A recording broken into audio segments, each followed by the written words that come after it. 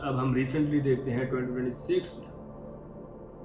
Chinese president के साथ meeting होती है यूएसए के प्रेसिडेंट ट्रम्प की, जिसमें वो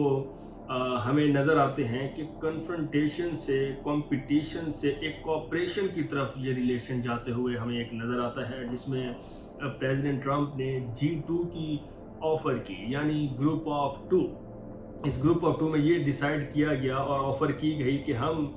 चाइना और यूएसए मिलकर इकॉनमी बनते हैं, बड़ी इकॉनमी बनते हैं, मिलिट्री पावर बनते हैं, हम ही दुनिया को लीड करते हैं, रूल करते हैं, हमें ही बेनिफिट हो इस ग्लोबलाइजेशन से। मगर इसमें साइडलाइन करना होगा, रशिया को साइडलाइन करना होगा, जापान को, वेस्ट को, बाकी नेशंस को और इंडिया को भी।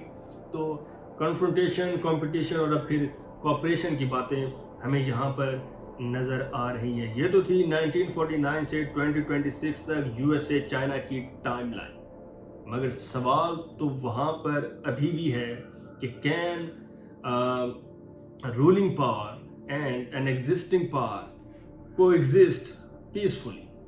जवाब है नहीं, क्योंकि राइजिंग पावर्स हमेशा इनसिक्योरिटीज़ क्रिएट करती हैं और फिर रूलिंग पावर को चैलेंज करती हैं, उनकी डोमिनेंस को चैलेंज करती हैं, और जिसकी वजह से हमने देखा हिस्ट्री में वॉर्स भी हुई, कोल्ड वॉर्स भी हुई, और हमारे पास एग्जांपल्स एथेंस एंड स्पार्टा की है, हमारे पास एग्जांपल वर्ल्ड वॉर 1 क्यों हुई यानी ब्रिटिश एंड जर्मनी की है, फिर हमारे पास cold war America and Soviet Union की है, और अब हमारे पास एग्जांपल चाइना एंड अमेरिका की है, जिसको न्यू कोल्ड वॉर भी कहा जाता है, जिसको 21st सेंचुरी की टेंशन्स और कॉन्फ्लिक्ट के तौर पर भी जाना जाता है। तो फिर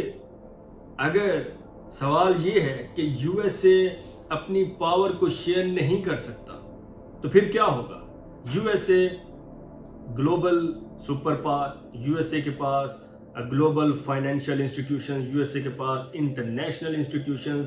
ग्लोबल फाइनेंशियल इंस्टीट्यूशन में जैसे वर्ल्ड बैंक और आईएमएफ। फिर इसी तरह अगर हम बात करें मिलिट्री पावर की, तो यूएसए के पास नेटो भी है। अगर हम बात करें इंटरनेशनल इंस्टीट्यूशंस की, तो फिर United nation security council, international court of justice, ये सारे जो वेस्ट की इंटरनेशनल ऑर्गेनाइजेशंस हैं, इनको भी लीड कर रहा है, बैक कर रहा है यूएसए। फिर यूएसए आर्टिफिशियल इंटेलिजेंस में सुप्रीम है, यूएसए के पास टेक्नोलॉजी है,